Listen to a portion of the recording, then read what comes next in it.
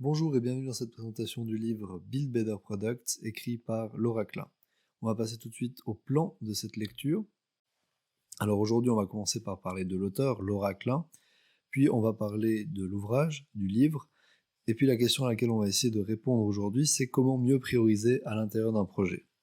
On verra tout ça en abordant quelques exercices qui sont proposés dans le livre, et puis on verra aussi un cas concret avec Rolling Lime.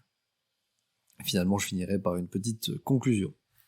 Alors, Laura Klein, elle commence en tant que product manager dans une entreprise après ses études. Donc, elle développe donc des produits et puis elle apprécie beaucoup le modèle Lean et le modèle Agile, qui sont deux modèles de gestion de projet que l'on connaît donc du coup à la Team Academy. Et voilà, donc c'est quelque chose qu'elle apprécie et avec lequel elle aime travailler. Elle écrit deux ouvrages majeurs, elle écrit plus en réalité, mais les deux plus grands c'est Build Better Products, le livre que je présente aujourd'hui, et puis UX for Lean Startups. Après ça, elle a continué d'aider beaucoup d'entreprises, des petites entreprises, et puis maintenant elle se retrouve en tant que UX manager chez Indeed. Parlons maintenant du livre, Build Better Products. Il a été publié en 2016 et il s'adresse, comme je l'ai dit, aux entreprises qui utilisent le modèle Lean, le modèle Agile, et puis surtout dans l'UX, donc dans l'User Experience.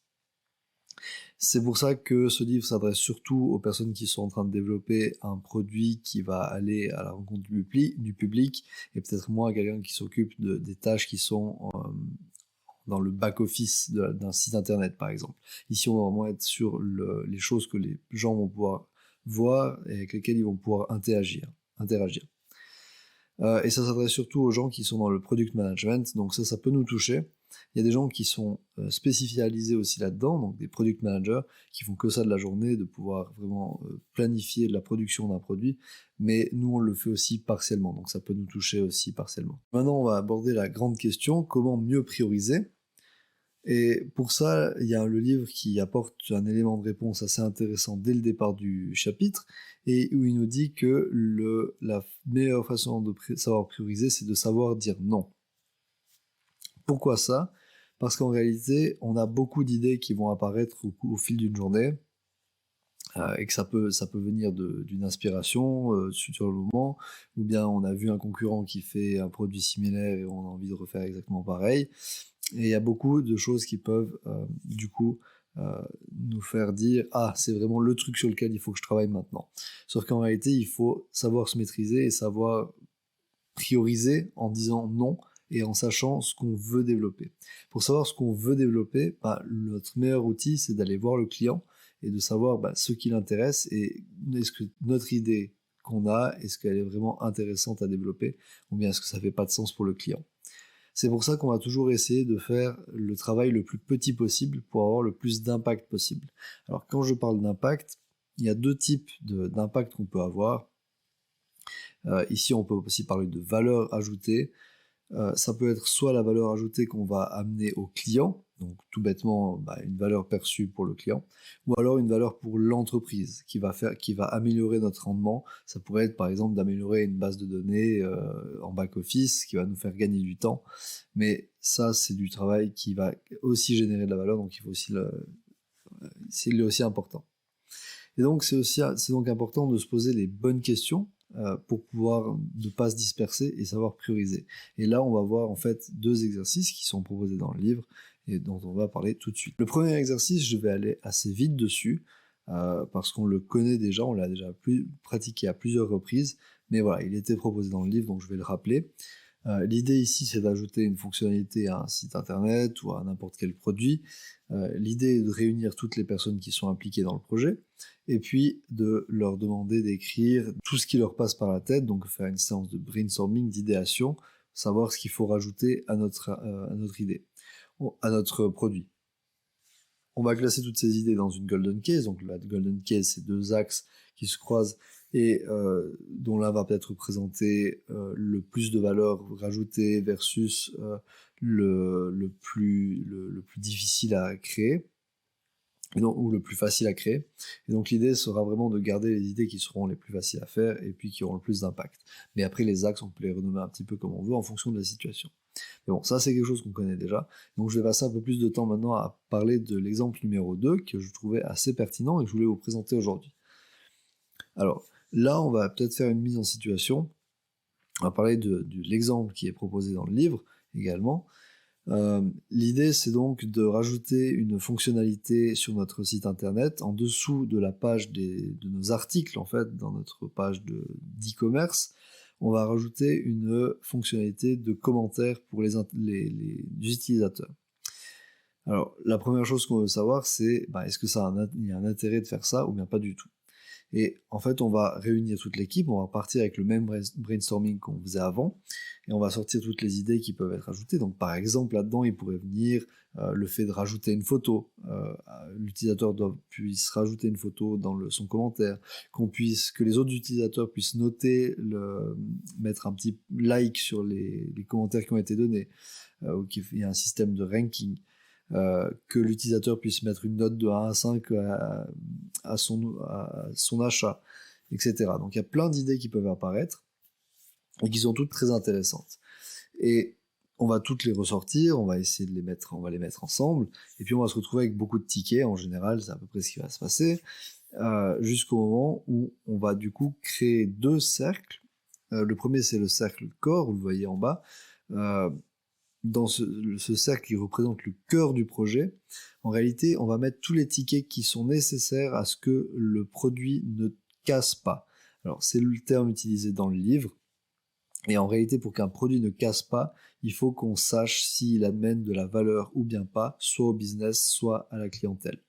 Donc, par exemple, ici, ce qu'on veut tester, c'est est-ce qu'il y a vraiment un impact au fait d'avoir eu des commentaires en dessous des articles, ou bien est-ce que finalement ça n'a que très peu d'intérêt et que du coup ça va pas générer plus de ventes ou générer plus de confiance ou peu importe. Mais voilà, parce qu'on va mettre de l'énergie dans ce développement, ça va nous coûter de l'argent, on veut savoir s'il y aura un retour sur investissement ou bien pas. Donc dans les idées qui vont apparaître dans le corps, en fait, dans ce qui est proposé dans le livre, et bien finalement ils vont se retrouver avec seulement une page qui sera développée par les gens qui vont faire le site, où il n'y aura pas vraiment d'interaction possible, mais où on va juste présenter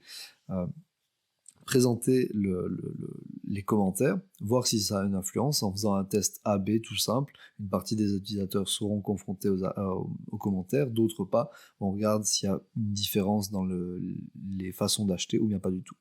Et puis dans le next, ce sera un peu nos next steps.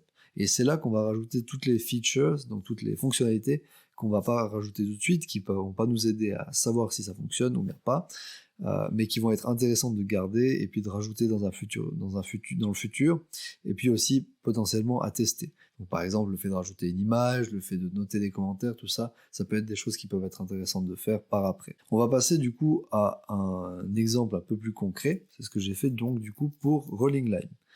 Alors, Rolling Line, le brainstorming, je l'ai fait tout seul et je me suis focalisé sur la page de campagne. Pour la page de campagne, j'ai donc sorti toutes les informations que je voulais mettre à disposition de l'utilisateur afin de générer de la confiance et qu'il puisse passer une commande. J'ai mis plein d'idées, plein de tickets, et puis finalement, j'ai mis dans le cœur du projet les choses primordiales pour que il y ait vraiment de la confiance qui soit générée et que l'acheteur puisse passer à la caisse.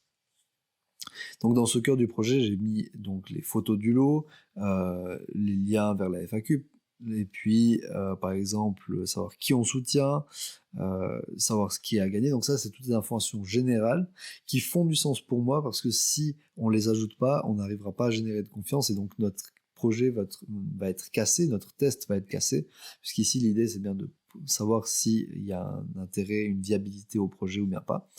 Et sans ces informations-là, le test est déjà un peu biaisé. J'ai rajouté également le call to action pour ajouter les choses au panier. C'est purement fonctionnel. S'il n'y a pas ça, ça va être très difficile pour l'utilisateur de passer à la caisse s'il n'y a pas les boutons ajoutés au panier. Et puis les explications du déroulement, ça c'est aussi dans la partie confiance dont je parlais avant. Dans les next steps, je pourrais citer par exemple le fait de rajouter, de faire une vidéo de promotion. Là, ça c'est déjà un peu plus dur, il y a un peu plus de montage à faire que juste des photos, mais ça peut être fait dans des next steps. ou alors encore des testimonials, donc les avis de clients. Ici, on va peut-être pas tout de suite les mettre, mais ça peut être fait dans les next steps. Et qui achète en direct, c'est pareil, ça demande du développement, on le fera plus tard. Donc si je reviens un peu sur ces exercices, c'est vrai que ce livre, d'une manière générale, il est assez pratique pour le développement de sites internet ou le développement de pages internet, mais quand on parle de gestion de projet en plus grand, c'est vrai que c'est un peu plus compliqué d'aller vraiment dans le concret, mais c'est un exercice auquel on peut s'astreindre et qu'on peut essayer de faire, qui est très intéressant, surtout si on le fait à plusieurs. Je vais partir du coup maintenant sur ma conclusion.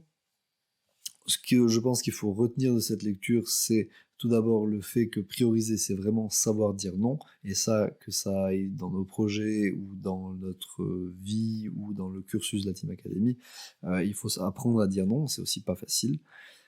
Et puis qu'il faut vraiment viser le plus petit possible en essayant d'avoir le plus d'impact possible pour qu'on puisse vraiment arriver à des résultats qui sont concrets. Et puis le troisième élément, c'est le fait de tester, d'aller vers le client et puis vraiment de lui demander ce qu'il en pense, ou bien sur un site internet d'analyser vraiment le comportement du client pour savoir ce qu'on peut améliorer ou ce qui peut être encore modifié et amélioré. Pour aller plus loin, je vous mets donc 3 livres qui peuvent être intéressants pour vous.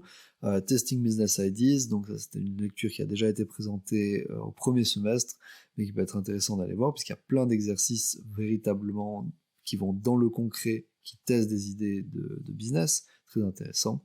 Validating Product Ideas, c'est une lecture de Caril qui sera connexe avec celle-là, donc ça sera intéressante. Et puis Build Better Product, j'ai abordé ici qu'une partie de ce livre, on peut encore aller plus loin. Donc voilà, je vous souhaite une très bonne journée.